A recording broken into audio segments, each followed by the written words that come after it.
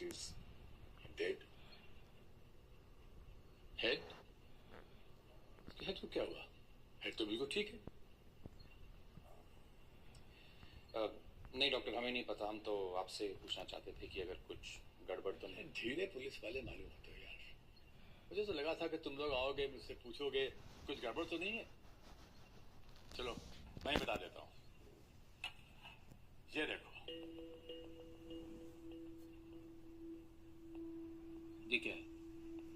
इसका दिल है। ये दिल है?